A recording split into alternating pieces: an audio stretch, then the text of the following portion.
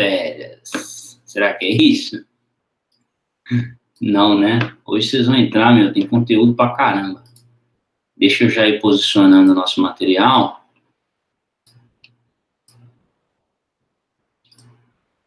Vocês conseguem ver o PowerPoint na tela? Se sim, dá um sim.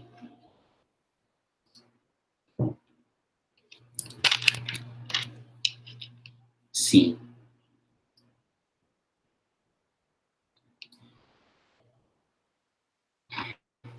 Então é isso.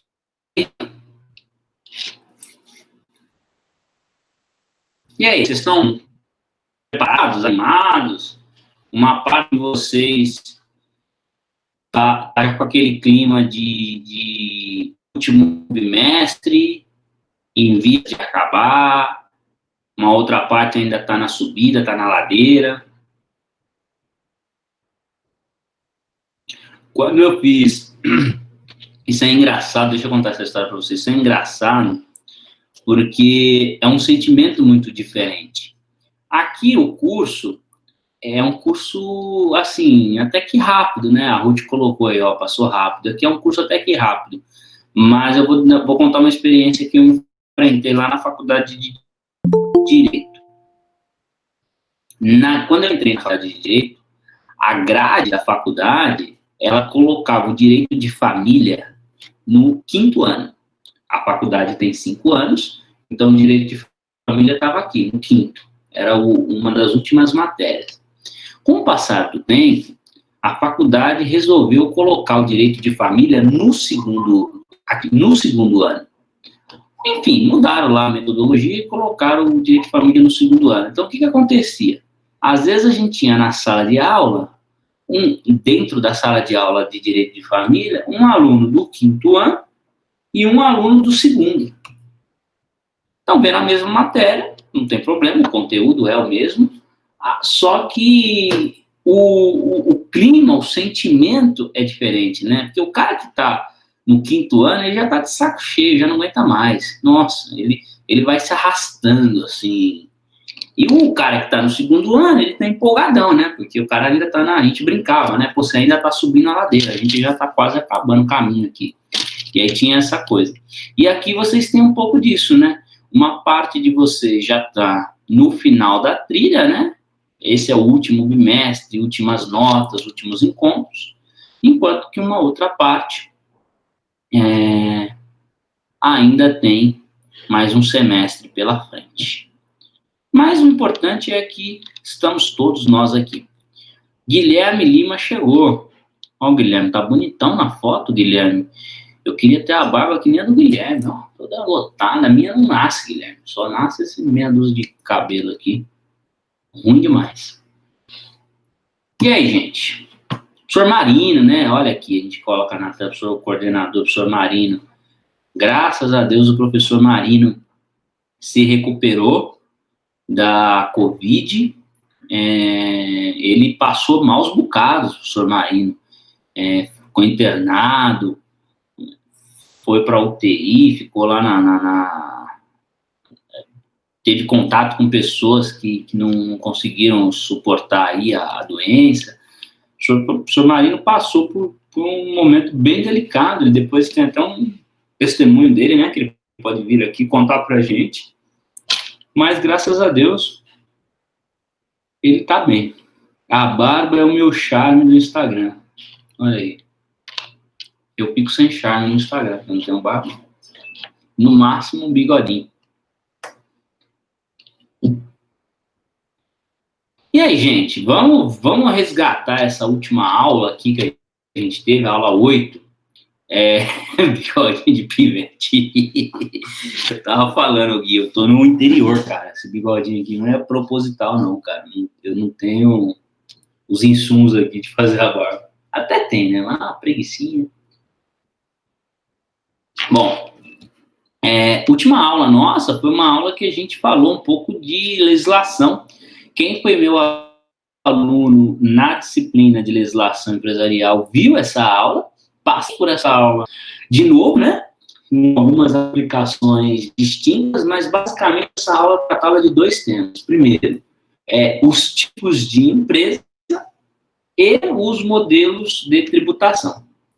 Tipos de empresa é o seguinte: estamos numa economia de capitais, né? É a nossa disciplina, economia e mercado de capitais, e o que movimenta a economia preponderantemente são o quê? São empresas, né? As empresas e as pessoas dentro daquele ecossistema que a gente desenhou para vocês. Bom, e aí, pensando no tipo de empresa, a gente queria falar basicamente da empresa limitada e da empresa anônima, né? A sociedade anônima, porque a sociedade anônima é aquela que tem o seu capital aberto na Bolsa de Valores e o que gera para a gente lá a possibilidade de fazer especulação, volatilidade, enfim. Pega tudo aquilo que já foi pauta nossa e assunto nosso. Bom, o que foi importante? A gente passou pelos tipos de empresa e diferenciamos as regrinhas, né, que leva a você escolher um modelo em detrimento do outro. E, basicamente, o que faz de diferença entre um modelo e outro é o quê? A responsabilidade, né? Quando a responsabilidade ela é limitada ou ilimitada. E o que mais? E a contratualidade, né? Que é a possibilidade de você ter uma margem maior de escolhas em relação àquilo que você está colocando. Quando a gente fala de modelo de tributação, existem vários modelos de tributação, né? O direito tributário é bastante extenso, mas a gente entrou em 2 tipos de modelo de tributação para poder exemplificar aí 2 grandes eixos. O primeiro eixo nós chamaremos aqui de lucro real. O que é o lucro real? Baseado naquilo que de fato a empresa fatura, ela sofrerá a sua tributação. Já o lucro presumido é aquela circunstância em que nós não sabemos de fato o que a empresa fatura ou de onde advêm os seus recursos, e aí você tributa essa empresa já no teto, né? Ou seja, você cobra um imposto maior, mas também fecha os olhos para o tipo de operação que aquela empresa oferece. E a gente viu, chegamos à conclusão, te falei, né, até que como advogado, nunca vi na minha vida uma empresa que tivesse um lucro presumido. Sempre vejo as empresas se enquadrando no lucro real, até porque a carga tributária é menor. Revisado, então, gente, a nossa aula, vocês viram que eu mudei o bonequinho, né? Agora eu tô ficando moderno, né? Antes tinha aquele outro bonequinho que estava mais magrinho, esse aqui eu já coloquei já uma barriguinha saliente, e o professor, depois dessa quarentena, deu uma engordadinha. Aí coloquei aqui a atualização do óculos redondinho, fiz no aplicativo esse daqui. E aí já trouxe para vocês aí a minha versão. Entraremos então na nossa aula 9. Só uma confusão que às vezes a gente faz com essa questão da aula 9, gente, é o seguinte: no programa a gente deve estar perto da aula 9, 10, 11, 12. A gente estaríamos na aula 13 do programa. Por quê? A gente viu até a aula 8, a aula 9 foi revisão, a aula 10 foi simulado, a aula 11 foi a prova, a aula 12 foi a vista de prova, né? Aquele encontro que nós tivemos para corrigir a prova e fazer os comentários, e hoje, então, seria a nossa aula 13. Porém, eu coloquei a aula 9 porque vocês têm as atividades do AVA. E vocês acompanham muito esse material pelo AVA. Então, às vezes, você está aqui, a aula 13. E quando você vai para o AVA, você abre a aula 13. A aula 13 já está quase no final do programa, né? E aí você vai ver que o conteúdo não vai bater com o que a gente está aprendendo aqui. Então, eu coloquei a aula 9 aqui no PowerPoint para que vocês, no momento que vocês forem lá para o ambiente virtual de aprendizagem, vocês tenham ali uma noção de onde vocês estão para poder se situarem. Mas, só por isso, tá? Que tá a aula 13 e não a aula... que tá a aula 9 e não a aula 13. Beleza? Beleza? Tranquilo? Eu tô achando vocês mais quietinhos do que o normal, gente. E isso tá me desanimando. que está acontecendo? Cadê vocês?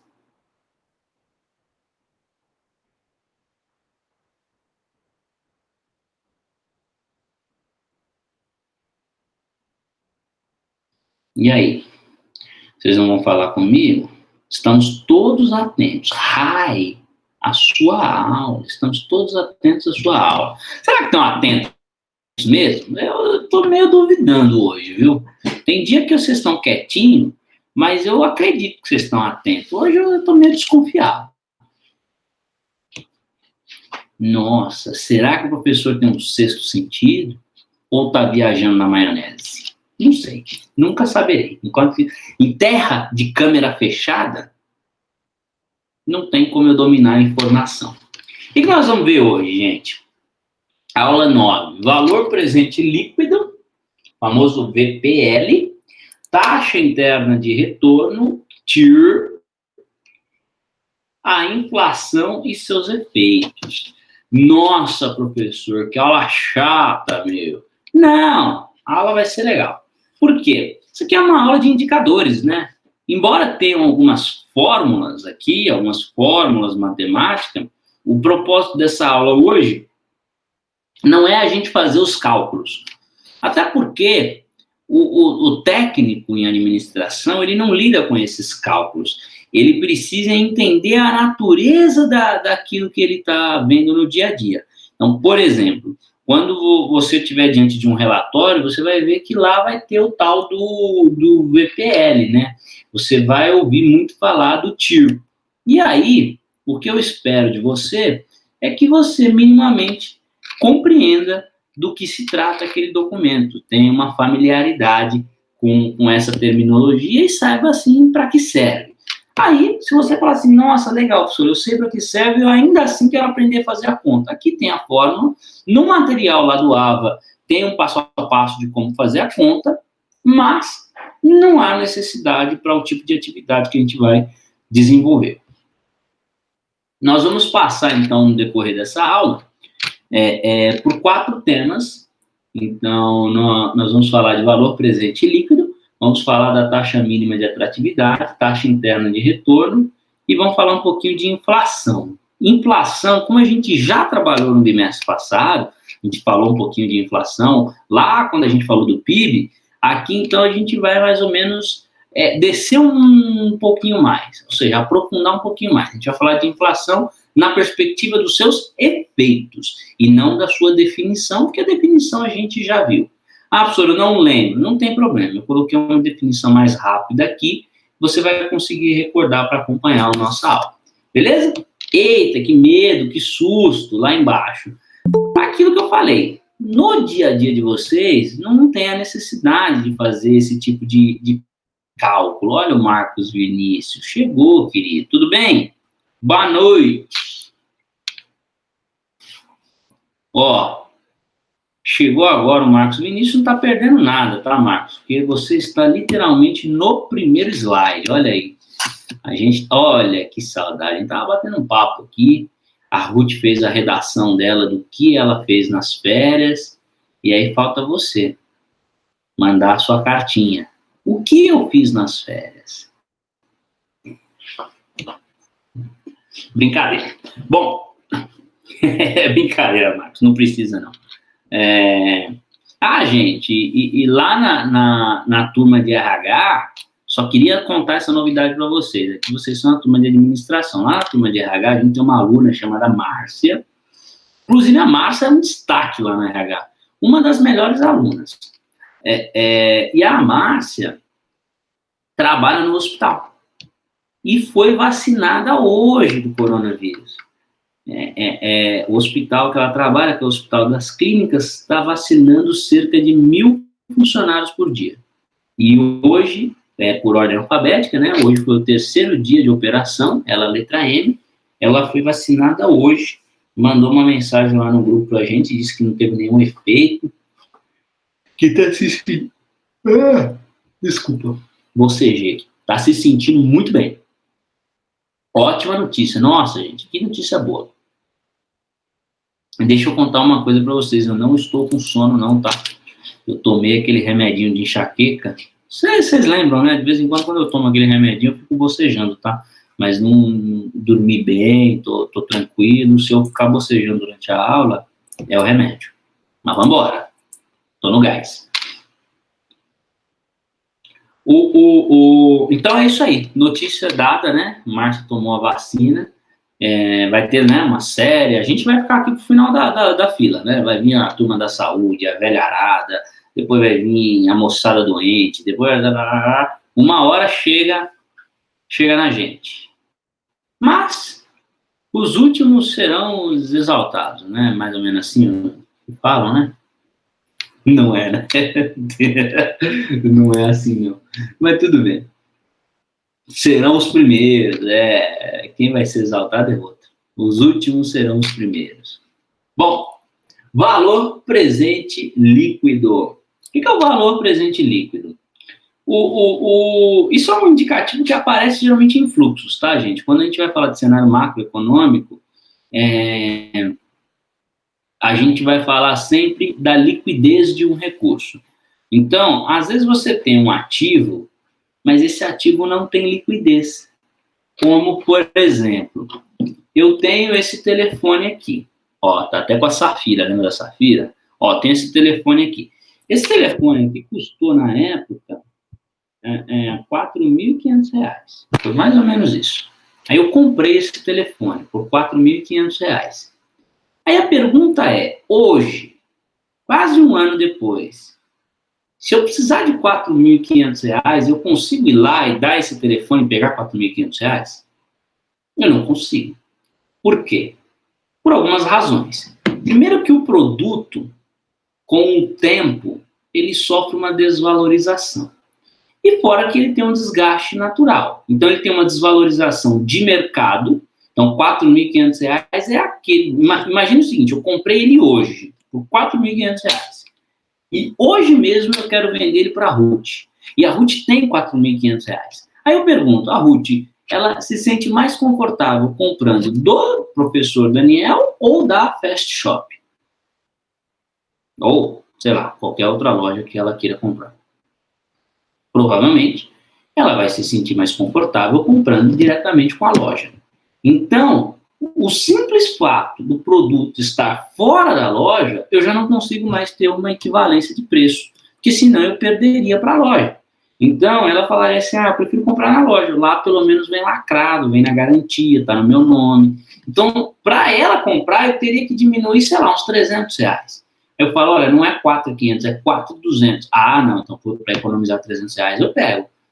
E aí, esse produto, no momento que ele sai da loja, ele já sofre uma desvalorização. Quando lança um novo produto, quando lança lá, por exemplo, o iPhone da frente, esse aqui é o XR. Quando ele lançou o 11, poxa, esse aqui já ficou mais barato. E o desgaste natural.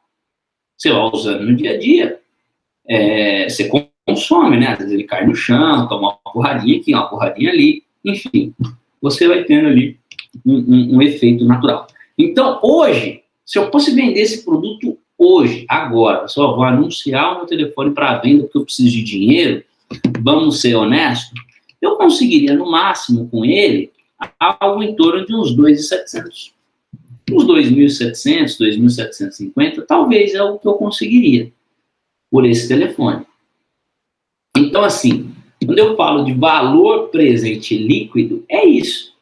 Eu tenho um ativo na mão, ele pode ter um valor simbólico, né? Ele pode falar assim, foi R$4.500, eu tenho a nota fiscal. Mas tudo bem, hoje, no presente, para você vender e pegar em espécie, pegar dinheiro, qual é a liquidez? Qual é o tamanho dessa liquidez? Qual é o valor presente do bem líquido? Líquido é aquilo que você consegue operar, aquilo que você consegue fazer. É igual o cara falar que tem uma maré, né? Aquele carro, maré. Não tem liquidez, se você tentar vender, ninguém vai comprar. Então, assim, a liquidez ela está atrelada a isso, a possibilidade de você fazer dinheiro com aquele determinado bem, com aquele determinado fluxo, com aquele determinado índice. Eu trabalhei numa empresa que se vendia cursos de pós-graduação. E aí, maré é casamento. Nessa empresa lá que a gente vendia cursos de pós-graduação, um curso, um exemplo, custava R$3.000. R$3.000 um curso. Só que o aluno, quando ele comprava o curso, a gente vendeu, por exemplo, teve um mês que a gente vendeu R$6 milhões. Porque R$3.000 vezes tanto, vezes tal, vamos ver aqui. Fazer uma conta aqui mais básica. Vamos pegar R$50.000 e dividir por R$1.500. Dá mais ou menos 33. Então, imagina que eu vendi 33 cursos a R$1.500 e esses 33 cursos a R$1.500 me dá um faturamento de 50 mil. Só que a pergunta é, eu tenho 50 mil no caixa da empresa? Posso fazer? Eu vendi 30 cursos hoje. Cada cliente pagou R$1.500 no seu curso. Eu posso ir amanhã no banco e sacar 50 mil reais? Será uma pergunta. O faturamento é igual ao dinheiro que você tem no caixa da empresa? Então, teve um mês lá que a gente vendeu R$6 milhões. Mas se abrir o caixa da empresa, você tem 6 milhões dentro do caixa? É o mosquitinho chato.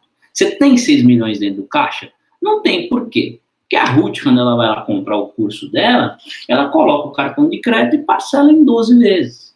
O Guilherme parcela em 6. O Lucas parcela em 4. O senhor Alexandre, que é abonadíssimo, tem muito dinheiro para o senhor Alexandre, paga à vista. A Cibele paga em 18. Então, aquele dinheiro que você vendeu não necessariamente é o dinheiro que você tem no caixa. Então, de novo, no presente, qual é o valor de liquidez?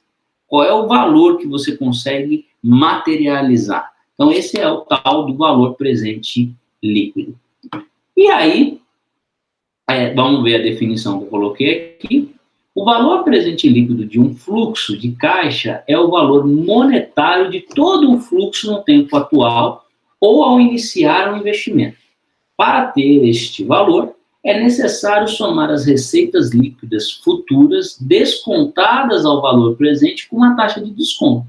Então, de novo, você vai somar aquilo que você ainda não tem, mas você vai levar em consideração o valor presente. Então, o valor presente líquido, ele serve tanto para você ter uma estimativa da realidade de preço, como para você ter uma estimativa da projeção de futuro do seu projeto, do seu business plan. Então, é mais ou menos assim, olha, eu vou montar uma empresa que vende brigadeiro, daqui 2 anos eu estimo estar vendendo 2 milhões de brigadeiros por mês, e aí você vai fazer uma expectativa. Vamos supor que a Ruth, lá na Brigadeiro Feliz, que era a empresa que ela tinha com as amigas, ela tem essa estrutura em que ela projeta a empresa para os próximos 4 ou 5 anos. Então, nos próximos 4 ou 5 anos, ela diz que a empresa dela, fala assim, olha, a empresa vai fechar um contrato com a Nestlé vai comprar da gente aqui um lote muito grande, vai fazer isso, vai fazer aquilo, e essa empresa vai faturar em 5 anos um total de 6 milhões por mês. Caramba, 6 milhões por mês? Por mês. E ela diz assim, só que eu não quero isso, eu não quero tocar a empresa, eu quero vender essa empresa. E eu quero, sei lá, morar na Europa. Tudo bem, não tem problema. Por quanto você vai vender essa empresa? Quanto ela vale? Hoje, ela não vale nada. Mas se for acontecer tudo isso que ela está falando e ela for faturar 6 milhões por mês, é uma empresa de muito valor. Então você faz uma projeção de futuro, pega tudo aquilo que a empresa vai fazer, traz para o presente. Aí você tem o valor presente líquido, que seria mais ou menos o valor que a Ruth venderia a empresa para poder ir embora. Certo? Tem um pouco de risco nisso, evidentemente, porque você está fazendo uma conta de futuro, mas com bons indicadores, isso acaba funcionando. Esse é o mesmo efeito que... Por que, por exemplo, você tem uma empresa, a empresa, às vezes, ela vale lá, 50 mil reais. Ela tem meia dúzia de computador, 2 funcionários, ela não vale muita coisa, mas a ideia da empresa é tão boa que o dono da empresa recebe lá um fundo milionário e ele bota lá milhões no bolso porque vendeu a ideia. Essa é a história das startups, né? Aí eu pergunto, como que você faz uma pessoa que tem uma ideia ficar milionária? Você projeta essa ideia no tempo, faz com que essa ideia no tempo tenha um valor agregado, você faz várias contas para mostrar o valor desse projeto ao longo dos anos, traz isso para o valor presente líquido, e a pessoa vai lá e vende a empresa. E são esses donos de startup, que às vezes eles vendem, mas continuam trabalhando no negócio, né, para fazer acontecer. É o tal do valuation, né? É como a gente faz o cálculo de valorização da nossa empresa. Certo? Essa é uma técnica um pouco mais sofisticada e ela serve para fazer o quê? Análise de orçamento. E aí, aqui tem mais ou menos uma explicação de como você opera isso. Subtrai o investimento inicial de um projeto, o valor presente das entradas de caixa, desconta a taxa que é igual ao custo do capital da empresa e você vai ter o resultado, que é o seu New Present Value, né? Que é o valor presente líquido, representado aí por essa fórmula. Esse Ezinho aqui, ó, isso aqui significa soma, tá?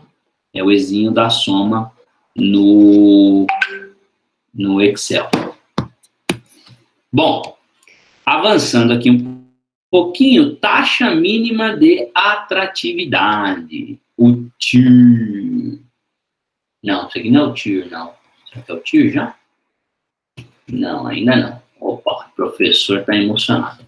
Taxa mínima de atratividade é o retorno mínimo exigido em porcentagem pelo investidor, também conhecido como custo de oportunidade. Aqui é aquela circunstância, gente. Isso aqui é muito legal, tá? Essa parte da matéria aqui é uma das partes mais gostosas. Por quê? Imagine que você tenha um negócio em suas mãos, uma oportunidade de negócio em suas mãos. E aí você fala assim, olha, esse negócio que eu tenho é muito interessante. Só que para ele dar certo, ele precisa de um investimento. Por exemplo, vou te dar um exemplo real que aconteceu. Isso há muito tempo, tá?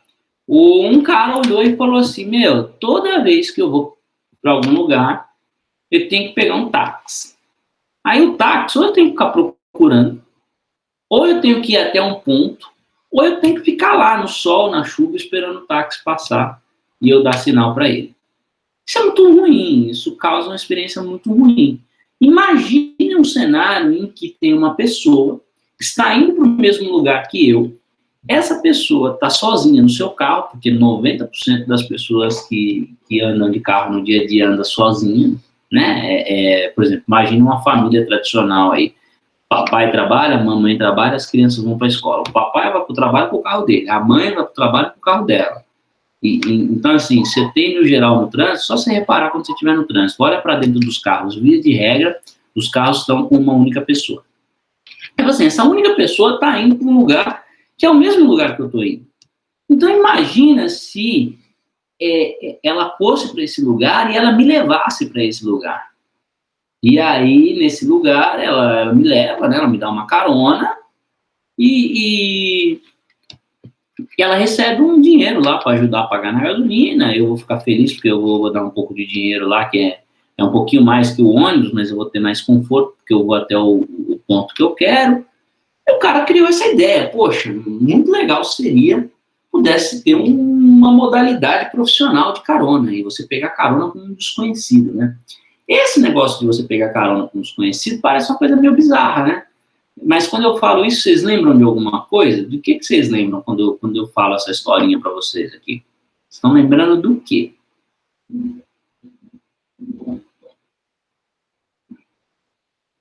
O Uber. Exato, Sibeli, parabéns. O 99. Exatamente. O que é o Uber, né? Que foi a grande pioneira nessa modalidade de carona. O Uber era uma ideia. Alguém, algum dia, teve a ideia de que, poxa, se você está indo para lá, eu posso ir também. E a gente vai junto. E aí ele chegou e trouxe essa ideia para um fundo de investimento, porque ele disse assim, tudo bem, muito legal a sua ideia, mas como que ela se operacionaliza? O fundo pergunta para ele.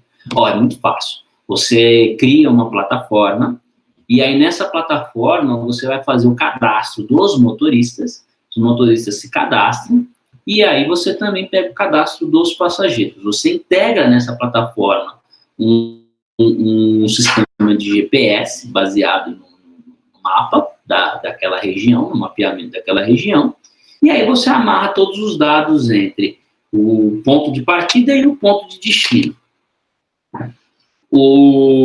E aí as pessoas vão e você precisa colocar um meio de pagamento, um sistema de pagamento. Esse pagamento sempre cai numa central, numa administradora, e essa administradora repassa uma parte do valor para o motorista. Então, na verdade, se você está pagando 7, ela está repassando para o motorista 5, e 2 ela está ficando no bolso dela, é um spreadzinho.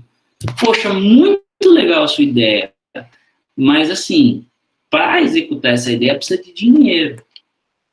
Ah, tudo bem, precisa de dinheiro. E quanto custa para executar essa ideia? Ah, custa R$1 milhão. Ou 5 milhões de reais. Ou 50 milhões de reais.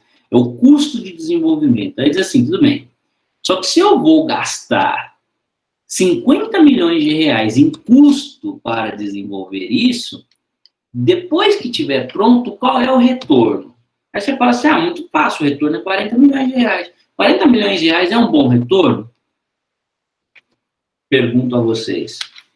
Nesse caso, não, né? Porque se eu gastei 50 para ganhar 40, eu estou, na verdade, perdendo 10. Pode ser que eu esteja gastando 50 para ganhar 55. Estou ganhando 5.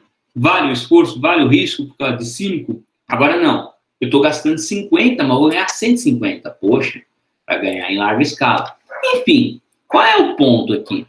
O ponto é que quem vai investir na sua empresa, quem vai investir na sua ideia, os players investidores, né? Aí você tem várias modalidades, o investidor anjo, o fundo de investimento, o investidor pessoa física, o investidor pessoa jurídica. Quando você tem esse modelo estruturado de investimento, o que eles vão perguntar? Tudo bem, quanto é que eu gasto e quanto é que eu ganho e em que tempo eu ganho?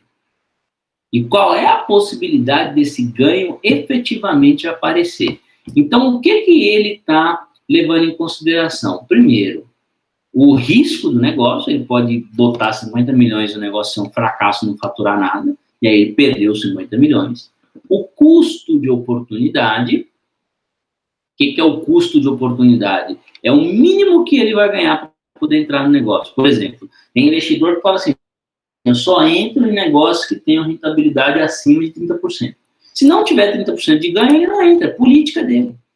Tem investidor que fala, não, com 5% eu já entro, com 2% eu entro, com 50% eu entro.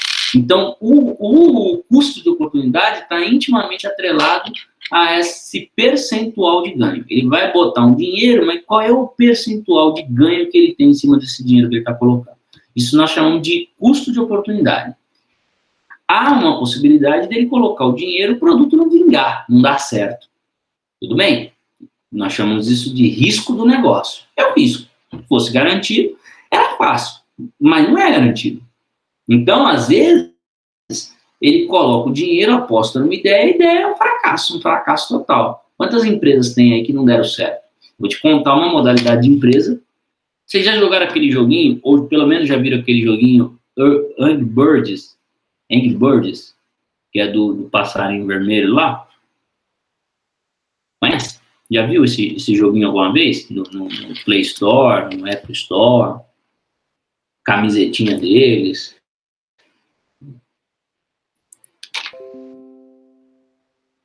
Não? Nunca viram?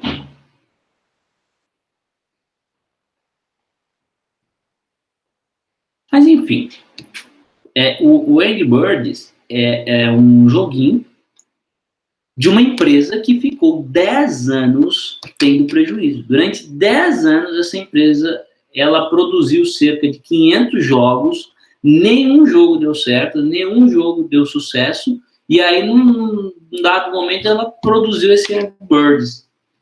Quando ela produziu esse jogo teve 750 milhões de acessos de um dia para o outro. Então, o que eu quero dizer para vocês?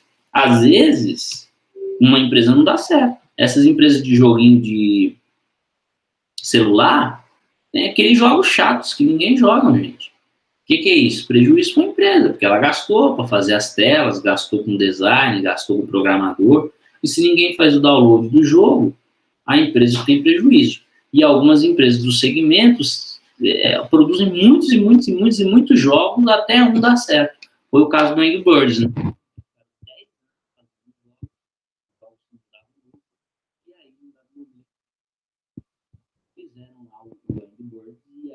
Teve um recorde de acessos e salvou todo o período anterior. Ou seja, todo o prejuízo que a empresa deu durante 10 anos, numa tacada só foi recuperado. Então, assim, isso é o risco do negócio. Você tem o risco de dar certo e o risco de dar errado. E a liquidez do negócio. O que é a liquidez? A liquidez está intimamente associada a você pegar aquele ativo e transformar em dinheiro. Então, por exemplo, se eu estou pegando um valor muito alto para capital humano, não tem liquidez. Por exemplo, olha, para fazer a plataforma da Uber, vai precisar de um engenheiro. Desculpe. Vai precisar de um engenheiro, e esse engenheiro quer um salário de 30 mil por mês. E ele é o cara excelente na área dele. Não tem problema. Contrata esse engenheiro. No final de 3 meses, você terá gasto 90 mil reais pagando esse engenheiro, e você não tem liquidez nisso, porque você não pode levar o engenheiro para casa e o dinheiro ele já gastou, é um dinheiro de salário. Então, esse é um negócio que não tem liquidez. Agora, por outro lado, pode ser que os mesmos 90 mil, a pessoa diga assim, aliás, que não seja 90, que seja o dobro, que seja 180 mil. Assim, a gente precisa de 2 computadores, de cada um custa 90 mil. Então, assim, numa circunstância, você gasta 90 mil de salário, na outra você gasta 180 de equipamento. Eu pergunto, qual é que tem maior liquidez? O salário ou o equipamento?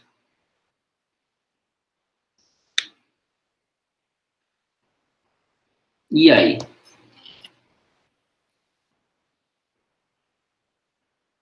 Quem tem maior liquidez é o equipamento. Por quê?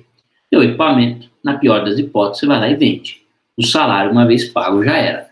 Então, quando você junta um negócio que tem bastante liquidez, tem um custo baixo de oportunidade, pouco risco, você tem um TMA alto.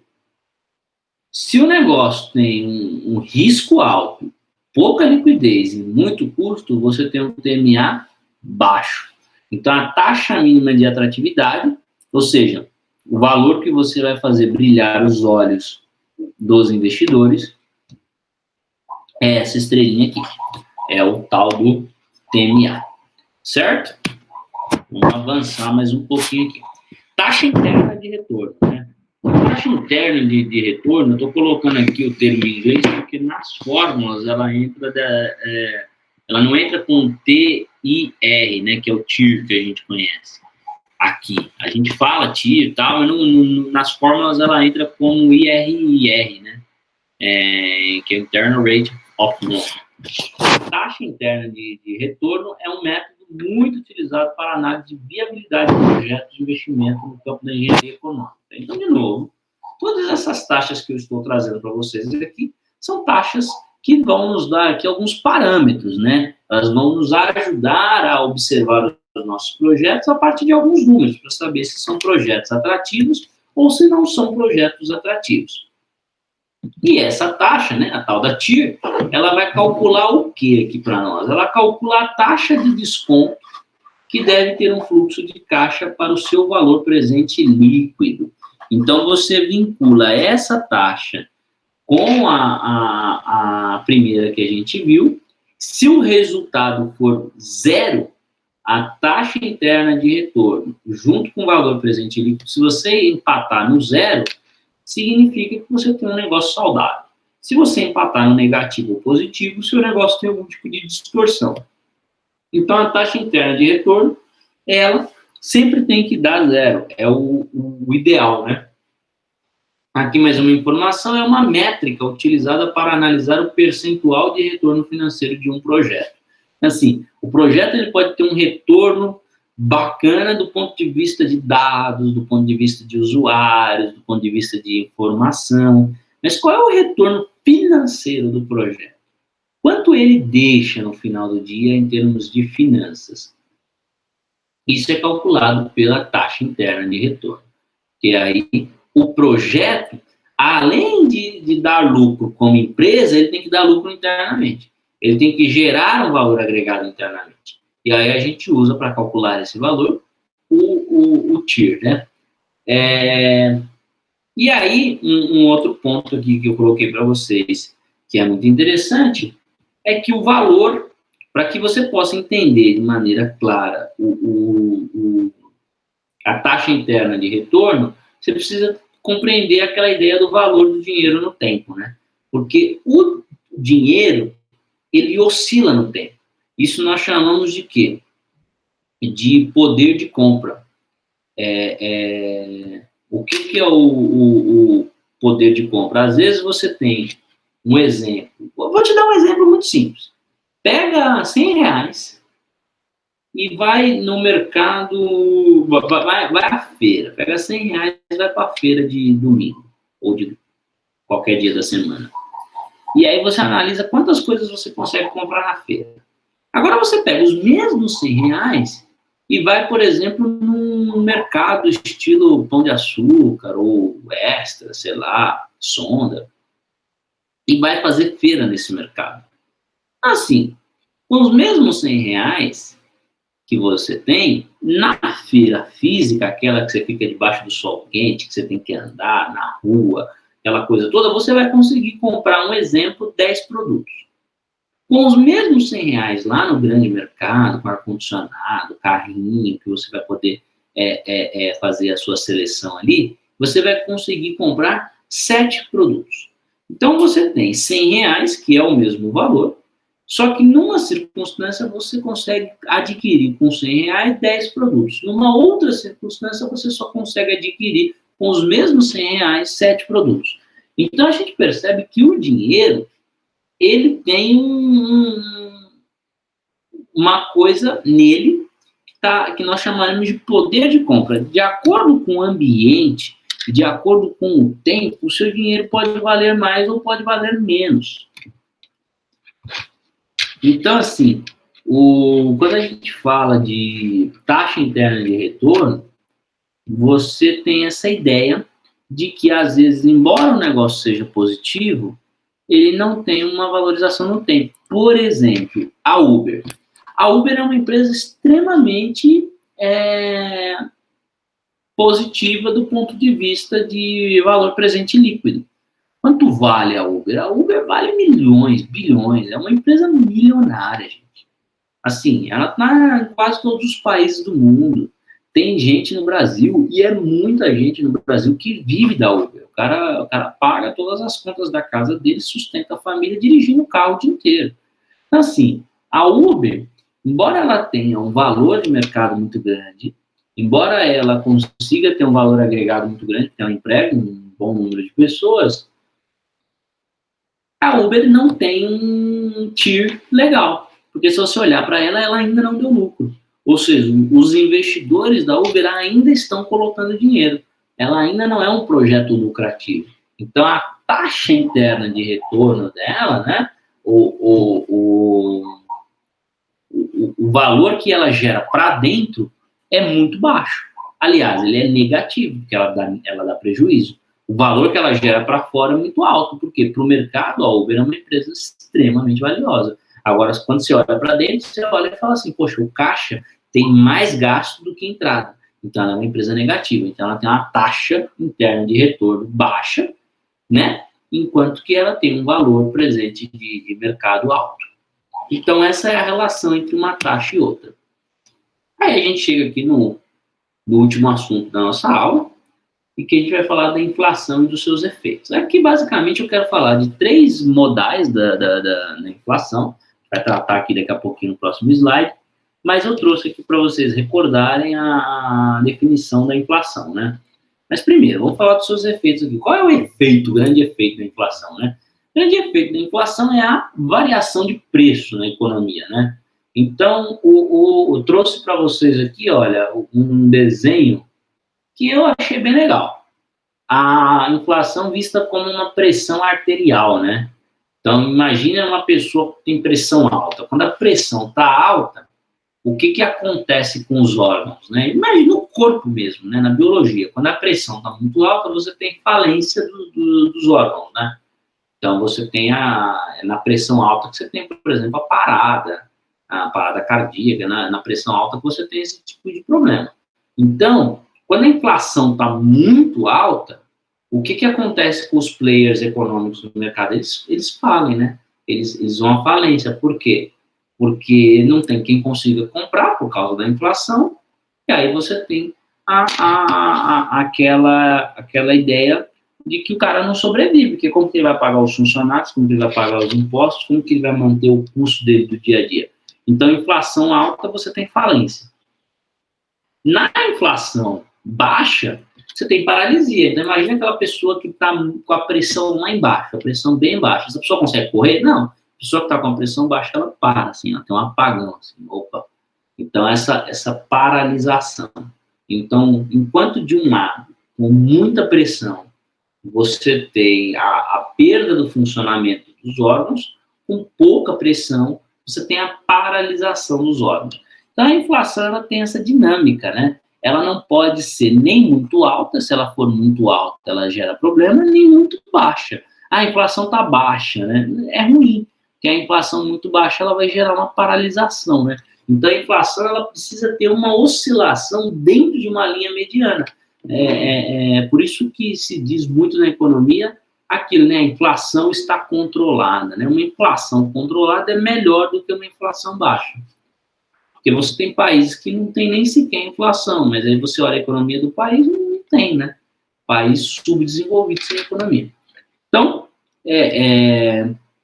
para vocês recordarem que eu trouxe um conceito de inflação bem resumidinho, mas que talvez te ajude a lembrar da nossa aula. A inflação é definida como o aumento contínuo e generalizado dos preços na economia. É medida pelos índices e preços. É isso. Basicamente, a inflação ela vai fazer com que o preço dos produtos aumente ou abaixe. Por exemplo, esse produto aqui, agora ele está mais caro. Por que ele está mais caro? Porque o dólar está mais caro. Então, a inflação faz o nosso valor real ficar menor em relação ao dólar, logo as taxas de importação ficam maiores. E com as taxas maiores, alguém precisa pagar essa conta. Ela é repassada para o consumidor. Quando você vai lá, o produto está mais caro. Vamos entender isso? Eu trouxe aqui para você. Nós temos 3 tipos de efeito na inflação, que são os tipos de inflação que a gente pode ter, né? Você tem a inflação de demanda. O que é a inflação de demanda? É o tipo de inflação relacionada à procura de produtos e serviços. Então, assim, eu estou procurando, eu quero comprar um determinado produto, eu quero contratar um determinado serviço. Beleza? Quando você tem mais procura do que a quantidade ofertada, o que acontece? Lá na lei da oferta e da demanda, assunto que caiu na prova, né? Explique a lei da oferta e da demanda. Lembra? Simples, né? Você tem mais gente querendo comprar do que gente querendo vender, o que acontece com o preço? Ele sobe, porque quem quer vender pode escolher para quem vender. Então, naturalmente, ele vai querer ganhar mais, ele coloca um preço um pouco mais caro, certo? Então, o que acontece? Essa inflação, ela é natural, é uma inflação de demanda. Eu quero comprar um produto, esse produto custa R$5.000. Todo mundo quer comprar o produto, só que não tem produto para todo mundo no mercado. Aí, quando eu vou comprar, aquele produto está R$6.000. Eu falo, poxa, mas não era 5? O cara fala, mas agora é 6. E aí eu fico naquela, então não vou comprar, tudo bem, vai ter outro que compra. Então, como ele tem gente para vender, ele pode escolher para quem ele vai vender, ele não baixa o preço. E aí, como eu quero muito produto, eu acabo me sujeitando e pagando R$1.000 mais caro. Então, eu não vou pagar 5, vou pagar 6. Aí, o que eu digo? Comprei um produto inflacionado. Quando a gente fala de um produto inflacionado, a gente está falando desse produto sofrer essa inflação de demanda. Ou seja, muita gente procurando, pouca gente ofertando, você tem, então, uma natural subida do preço, o que causa lá uma divergência na inflação do produto. E aí você tem a inflação de custo. A inflação de custo não precisa ser muito inteligente, ela é exatamente o oposto, né, da inflação de demanda. Ela tem o seu efeito contrário. Também pode ser chamada de inflação de oferta, né? Então pode ser de custo ou de oferta, demanda e oferta, ou custo e receita. Enfim, é aquela na qual ocorre um aumento em fatores que incidem diretamente sobre o produto. Aqui é um pouquinho mais chatinho, porque às vezes a inflação não está necessariamente na pessoa que quer comprar, mas ela está ligada à pessoa que quer vender. E essa pessoa que quer vender, muitas vezes está lidando com um repasse, ela não tem culpa. Por exemplo, imagine lá que eu quero comprar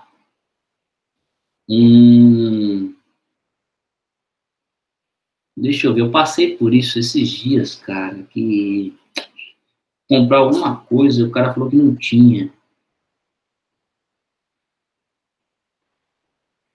Eu fui comprar uma mesa, eu fui comprar uma mesa, e aí eu queria escolher a cor, né, da mesa, do tampo da mesa, lá pro escritório. E a menina falou para mim assim, da loja, olha, com esse negócio das queimadas que está acontecendo, as fábricas não têm mais a fórmica da cor que você quer. Então, as fábricas que tem estão cobrando mais caro. Então, tipo assim, o tampo lá era coisa de R$1.000. Quando eu fui comprar, estava R$1.500. Eu falei, você tá louca? 1.500? Era R$1.000, por que tá R$1.500 agora? Ela falou, porque não tem fórmica para colocar em cima. Eu tive que comprar a fórmica mais cara, então eu estou te repassando esse custo, porque eu não posso ter prejuízo. Então, às vezes acontece. Às vezes você tem um produto que fica em escassez, e aí por esse produto estar em escassez, ele acaba ficando mais caro. Por quê? Porque alguém comprou o risco, e aí esse risco é repassado, né? É aquela coisa, né? Um exemplo, não tem árvore, então não tem como fazer papel. Aí você vai comprar uma folha de sulfite na papelaria, o pacote de folha de sulfite que custava R$5, você chega lá, tá 8. Agora, por que tá R$8? É porque não tem papel, né? Então, a madeira tá mais cara, o papel fica naturalmente mais caro. Então, essa é a inflação de custo. Aquela em que muitas vezes uma parte do insumo, uma parte da matéria-prima ficou mais cara em função de qualquer coisa. Pode ser, por exemplo, uma questão... outro exemplo, vamos lá.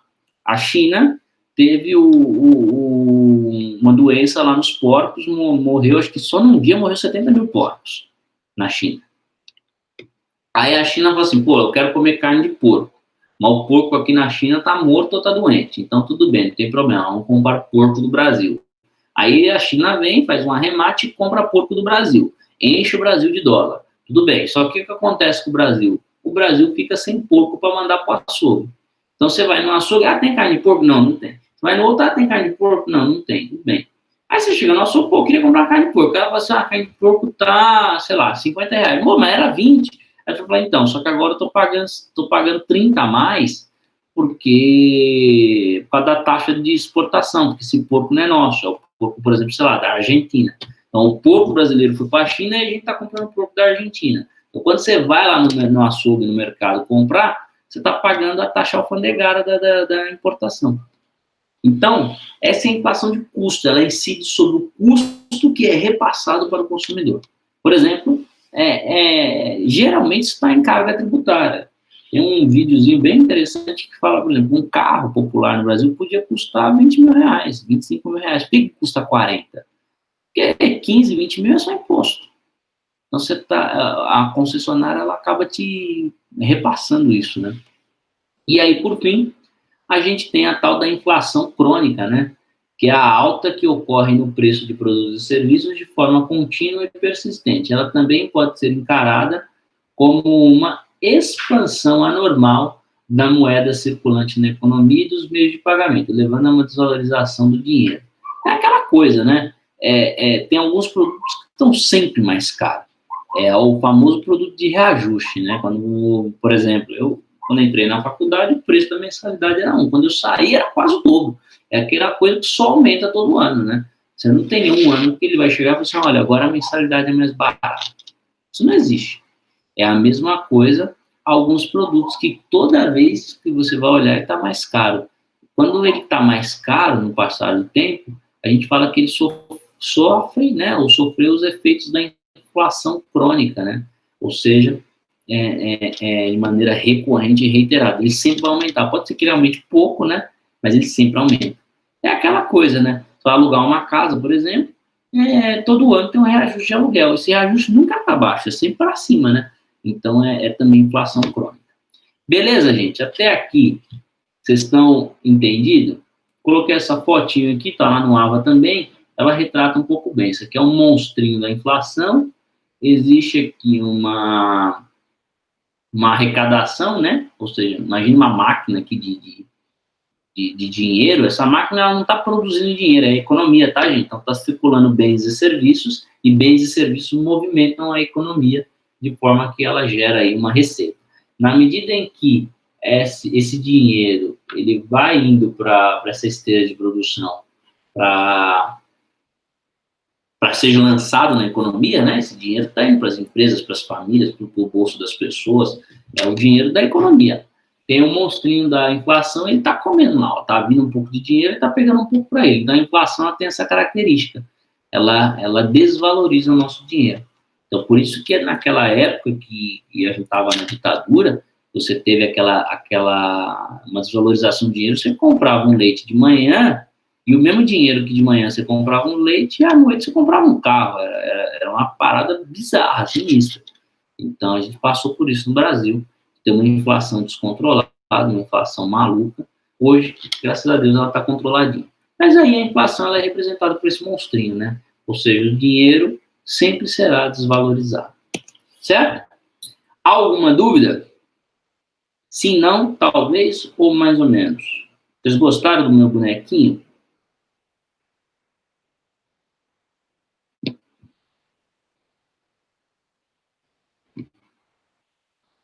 Vamos lá. Vamos fazer aqui mais real, né? Tô melhorando, Ruth. Quantas são as causas da inflação? E aí? Isso aqui tá uma baba, né? Isso aqui tá bobinho. A de amor, alternativa... Eita, confundi tudo.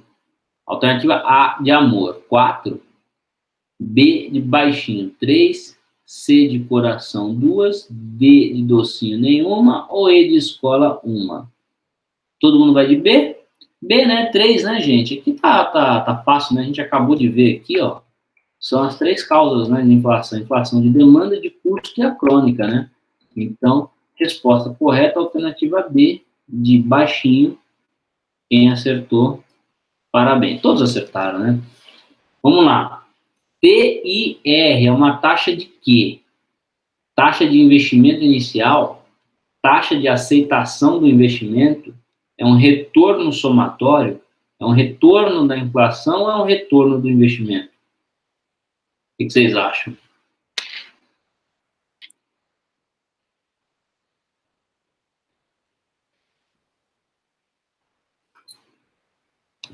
A Ruth vai no E, Marcos vai no E, Lucas vai no E.